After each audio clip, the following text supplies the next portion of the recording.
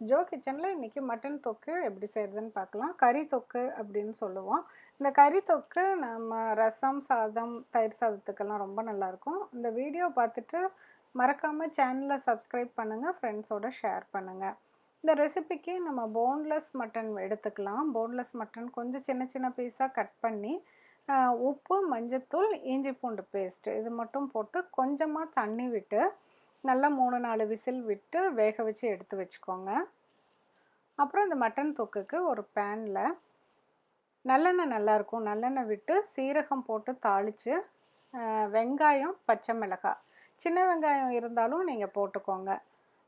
கொஞ்சமாக இஞ்சி பூண்டு பேஸ்ட்டு முன்னாடியே நம்ம போட்டிருக்கோம், இப்போ இன்னும் கொஞ்சம் சேர்த்திக்கோங்க. அப்புறம் ஒரு பெரிய தக்காளியை நல்லா அரைச்சி இதோடு சேர்த்திக்கோங்க. அரைச்சி சேர்த்துனீங்கன்னா தான் அந்த தொக்கு வந்து நல்லாயிருக்கும். இப்போ மஞ்சத்தூள், மிளகாத்தூள், சீரகத்தூள், கரம் மசாலா தூள், இந்த 4 மசாலா பவுடரையும் போட்டு இந்த தக்காளி வெங்காயத்தோடு சேர்த்து நல்லா வதக்கி விடுங்க. கொஞ்சமாக உப்பும் சேர்த்துக்கோங்க. இந்த கறி வெந்த அந்த தண்ணியை வந்து 1 கப் தண்ணி எடுத்து இதில் ஊற்றிட்டு நல்லா தக்காளியோடு சேர்த்து நல்லா கொதிக்க விட்டுருங்க. கொதிக்க விட்டுட்டு தக்காளி வெந்ததும் கொஞ்சம் எண்ணெய் பிரிஞ்சு வரும். அந்த ஸ்டேஜில் நம்ம வேக வச்சுருக்க இந்த மட்டனை வந்து போட்டுக்கலாம்.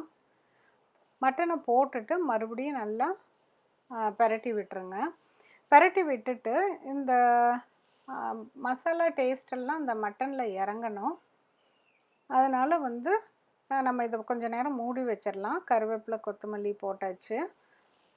இப்போ வந்து ஒரு 2 to 3 நிமிஷம் வரைக்கும் நல்லா மூடி லோ ஃப்ளேமில் வச்சுட்டு எடுத்திங்கன்னா உங்களுக்கே பார்த்தா தெரியும், நல்லா தளதளன்னு வெந்திருக்கும். ஓரளவுக்கு திக்காக விட்டு எடுத்துடலாம். கண்டிப்பாக செஞ்சு பாருங்கள். மீண்டும் ஒரு புதிய ரெசிபியோடு உங்களை சீக்கிரம் மீட் பண்ணுறேன். தேங்க்யூ.